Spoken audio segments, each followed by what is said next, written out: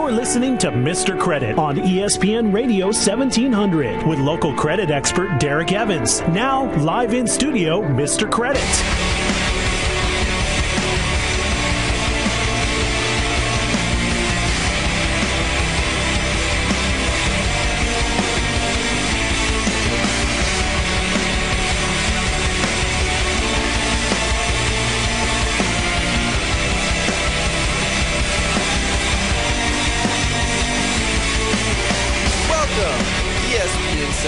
It's the lunch hour with Mr. Credit, the most important hour in radio, because I'm here to tell you everything they don't want you to know. Go to MrCreditRadio.com if you want to shoot me an email or do a Facebook search for Mr. Credit, and you will find me there. Have you seen Tiger Woods' new $50 million bachelor pad? Holy sick as hell. That is dope. If you live in South Miami and or South Florida and you got something like that going on, you're going to be all right. We got a lot to talk about today. Huge game tonight. Monday Night Football, Eagles at Redskins. A lot of people have forgotten, myself included, that Donovan McNabb won this first game in Philadelphia with the Redskins. They beat the Eagles. They went in there and beat them. Now, this was kind of before the whole reinvented Michael Vick, everyone recognized he's the man again situation. But at the same time, the Redskins already won this first game, and I think they have a good chance to win this game tonight. A lot of people are saying Vick's going to get it done. A lot of people make a lot of sense with that. But look at the facts here. The last time out, Donovan McNabb was benched for Rex Grossman. No! Stupidest thing in the history of NFL football. Now, you take that, coupled with the fact what a pro, what a professional, businessman, team member, teammate, captain of a football team in the National Football League, and overall spokesperson for the Washington Redskins, Donovan McNabb is. And you look at what he needs to prove now. He got smacked in the face. Yeah! When he got taken out of that game. Shot in the foot. And he stayed calm and composed the whole time. You want to know why? Kind of like George St. Pierre before a fight. He lets it all bottle in, and then he's going to take it out on the field. Don't be surprised if you see Donovan McNabb have a huge game. A huge game at home against Philadelphia. Don't be surprised.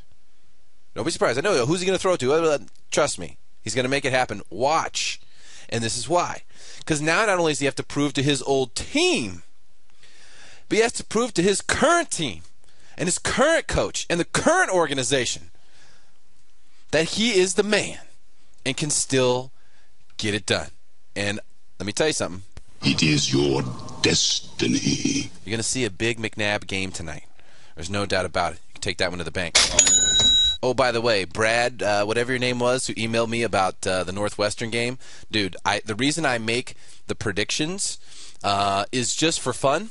Sure, some people come on here and talk about spreads and betting and things like that, but don't ever risk money betting on sports unless it's money that you would just as soon throw in the trash. Yes, I did get a big prediction right. Yes, Northwestern did beat Iowa at home, and they, that would have made someone a lot of money if they'd paid attention to it. But this is not a betting show.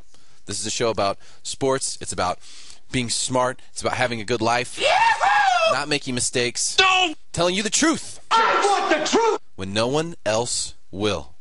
So, a lot of implications going on. I mean, if you just look at the depth, the NFC East, when we start talking about, first of all, I haven't brought this up yet. How about them Cowboys? The Giants should be ashamed of themselves. But look at this. You got something really interesting going on because, first of all, right out of the gate, do you think the coach matters? I mean, do you think the coach matters? Obviously. Obviously, coaching matters in the NFL. Look, every single one of these teams has athletes that are superb athletes. Unbelievably athletically gifted individuals across the board. Sure, there are some teams that have better athletes than others. Sure, there are some teams that are able to get better talent for less money because they're in more desirable places to live or more desirable programs that might win a Super Bowl. Sorry, Buffalo Bills. Wow, that is brutal. Nobody wants to go to Buffalo. Nobody. No one wants to go and play for the Bills. They did get a win this weekend. Of course, they had to play the crippled Lions, who, don't have Matthew Stafford. He's out. They're done. It's an ugly situation. But if you look at the Cowboys, look what they did. They're 2-7 now. Okay, they're actually going to be hosting the Lions. Detroit Lions are going to be coming into Cowboy Stadium next week. So I think there's a pretty good chance they go to 3-7. Does that mean they're out of the talk still? Not yet. You get to 8 losses, you're done. It's over. But at 7, there's still a chance. Still a chance, although a slim one. But they're not done. Now, how could the pathetic Dallas Cowboys go into New York and beat the gigantic New York Giants? I mean, how is that possible? And why is everyone in Dallas and everyone talking about the Cowboys saying that, oh, no, Jason Garrett, no, there's no way. They got to go get a bigger name. You're going to have to give someone have a bigger name. You got to bring Brian Billick in. You got to get Bill Cowher in there. Why? Why isn't Jason Garrett good enough? Tell me. MrCreditRadio.com. Send me an email. I want to know. Why are you just putting him on the firing line? Right away. I mean, is it the case that the Cowboys coach has to be someone who, is already a big name? I know Texas is all about big stuff. Big names, big belt buckles, big people. They're about all sorts of big things. But do they have to have a big name coach, or can they just make one? You realize you can make... Okay, let me tell you something directly, Jerry Jones, right now, just in case you're in San Diego. Jerry Jones, you can make Jason Garrett a big name. You can make him the next Bill Parcells. You don't have to go and buy one who's a has-been. Maybe they're still good, who knows, but you don't have to. If you have a guy coaching your team that the players respond to, the way the Dallas Cowboys responded to Jason Garrett being at the helm, and went into New York and beat the New York Giants, who are still leading the NFC East with a 6-3 record, even after that loss.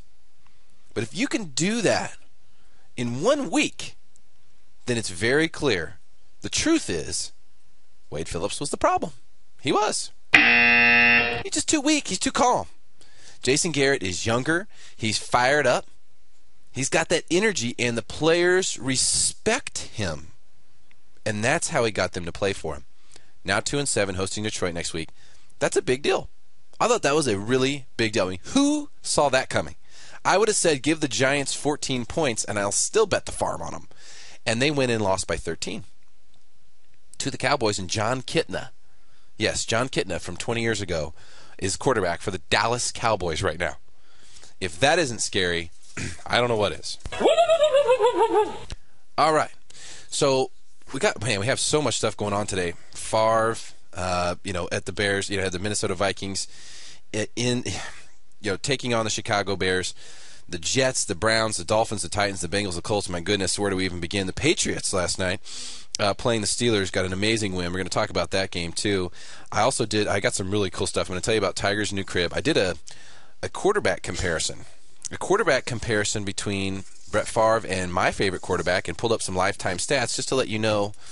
Personally, I wanted to see where my guy stood, but I'm going to tell you more about that a little bit later. So, we've got probably the next game that was most interesting to me was the Bengals versus the Colts. And when we watched this game, it was the most painful game to watch of the weekend. The most painful. Thank goodness I didn't have the opportunity to watch the Lions-Bills game 14-12. Blech. But of the games I did watch, Bengals-Colts was the toughest one. The Bengals turned the ball over 18 times, and they still had a chance to win the game on the last drive, and they fumbled it. I mean, it's like you already turned it over 9 times. You fumbled again? Carson Palmer has got a really tough situation there, okay, because he's got receivers that are up and down, in and out. Terrell Owens did not want to take a hit yesterday. T.O. had enough last week. I think he was still hurting. You saw all those catches he made. Everything was over the middle. He's getting blasted every play. Well, what happened this week? You see those throws coming across the middle? He sees somebody coming out of the corner of his eye, he slowed up. An interception for Carson Palmer. I mean, The Bengals could have actually won this game. The Bengals are the best 2-7 team in the NFL, but who cares? It just doesn't matter. Sorry. You have to make all the plays. The NFL is a league where the game is played, it's fast, it's heavy, it's serious, it's a big business, and you better come with your A game for those 60 minutes you're on the field. Everything you do during the week, you better be doing something to get yourself ready for those 60 minutes. And when those 60 minutes come, you better be ready to die on that football field. You have to. You have to go play that way if you want to win. If you want to win, you can go get paychecks, and you can be 2-7, and you can be all right. But if you want to win, that's how it's got to be done. And how the Colts have to go back and look at this and say, how in the world did we let the Bengals have a chance, down only by 6, driving with less than 2 minutes left, about 1:45 left in the game? How did we let the Bengals have a chance to come back and win this game with a touchdown and an extra point? Unbelievable. Colts 6-3 at New England next week. That's a huge game for the Patriots and for the Colts. But, I think more importantly for the Colts. The Patriots, coming off of a horrible loss, had a great game last night. Colts are 6-3, but look at their division. The Colts at 6-3, the Tennessee Titans, the Jacksonville Jaguars are both 5-4. So just one game out, and the Houston Texans blew it last night, or they would have been just one game out too. They're 4-5, only 2 games out. So really tight in the AFC South right there. And let me tell you something right now too. As I'm looking at this and I'm watching these things go on, and the thing that always comes to mind for me when I'm watching football is I'm looking at the players and I'm thinking, do they have a good financial plan? Like, are these guys, do they know that they're making money right now that they're not going to be making for the rest of their life? Are they aware of the fact? Do they have debts? Are they thinking about their money? Like, they're obviously making a lot of money right now, but what about 5 years from now? What about 10 years from now? And it just makes me think how little foresight we all have with regard to, where our finances are going to be 5 years from now, 10 years from now. Well, let me tell you something. Hard economic times can make it tough on anybody. And no one has to deal with financial stress. You don't have to deal with it forever. It's not something that, you must deal with financial stress just because it's a bad economy. You just need to eat tuna helper and turn off your cable, and that's that. No, listen, if you have credit card debt that you're having trouble paying, or you're just making the minimum payments on, you're getting nowhere with that stuff. The credit card companies and the big banks are coming after everybody right now. It's piranha hour. They're doubling minimum payments. They're increasing interest rates. They're charging fees. Any opportunity they have to take advantage and take your hard-earned money, they're doing it right now. If you want to end the financial stress, if you want to end the collection calls, if you want to delete all of your medical bills, your credit card debts, all you have to do is call William McDonald's office. Chapter 7 bankruptcy allows you to delete all of those bills permanently. Not only that, credit score will go higher. Almost every single time. Isn't that amazing? It's the number one thing they don't want you to know, is how good bankruptcy is for you, especially in a bad economic climate like this. Call William McDonald's office today for your free consultation. 858-437-0103. 858-437-0103. If you want to be debt-free, call William McDonald. Tell him Mr. Credit sent you. 858-437-0103. When we come back, we're going to talk about Tiger's new crib. I'm going to do my Brett Favre versus my favorite quarterback comparison and let you know how that turns out, how that looks, and we'll go through the Patriots game on Mr. Credit Radio, ESPN 1700. Be right back.